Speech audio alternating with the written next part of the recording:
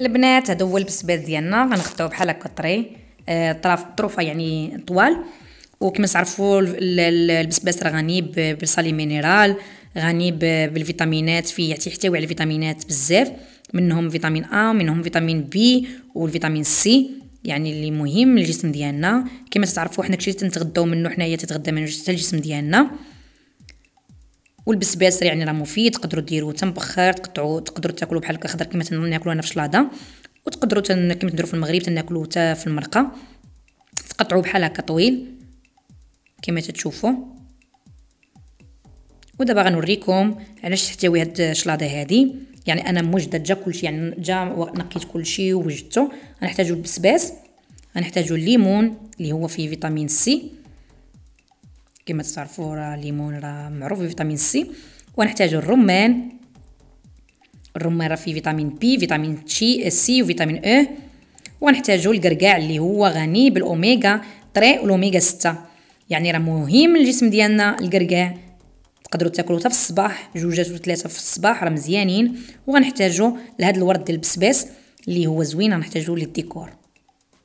هذه هي الشلاضه ديالنا، يعني شلاضه يعني انا جا نقيت كلشي، غسلته نقيته وجدته مقطعاه.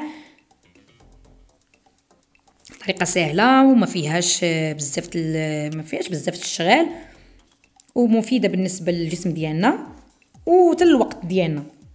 يعني في طريقه في وقت قليل تتوجديها، يعني ما تتطلبش الوقت بزاف. وفي وقت البرد هاد الشليض هادو راه مفيدين للجسم ديالنا في وقت البرد، لهذا تنصح بهم الناس ياكلوهم ياخذوهم. الليمون تنقطعوه دوائر بحال هكا، تنقي وتنحيد الرجل في البيضه الفوقانيه وتنقطعو دوائر، وتنقطعو ثاني على 4 تيجي بحال هكا. الرمان راكم انا نقيته يعني منقياه، والقرقاع راني تنشري انا بحالكم مسدود، لحقاش ما تناخذوش جا منقي، تنقي انا بوحدي في الدار تعجبني بحال هكا. ونبداو على بركه الله. دابا غناخذوا البسباس ديالنا اللي مقطع ومنشف ويعني مصايب، البسباس اللي تزيين. لحقاش انا كنت خدامه في ريستورون وتيقول لك تزيين ديال الطبق راه حاجه مهمه، لحقاش العين حتى هي تتاكل، راه ماشي تياكل غير غير الفم اللي تاكل حتى العين. اول حاجه تتاكل هي العين، لحقاش الطبق اللي كان داير مزوق وكان فيه يعني في الزواق تيكون زين، تيكون زوين.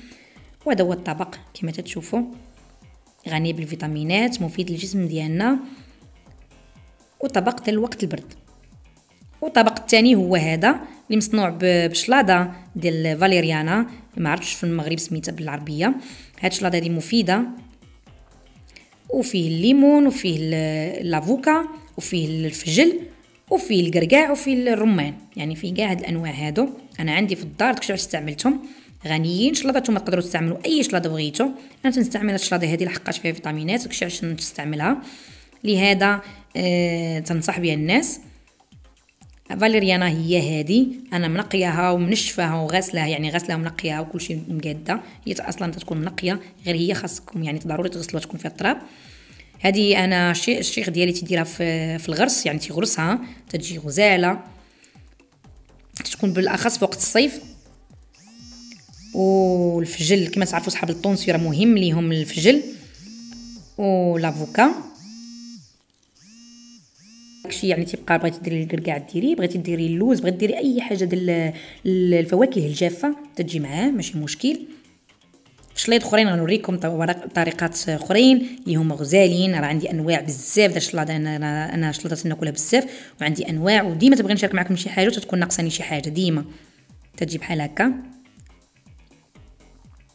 وغنحتاجوا هذاك الوريقات ديال البسباس اللي تزيين، لحقاش الشلاضه حتى هي راه العين حتى هي تتاكل، يعني حنا تزيين هادشي تعلمته انا في الريستورون. وتزيين ضروري يكون في الطبق، ضروري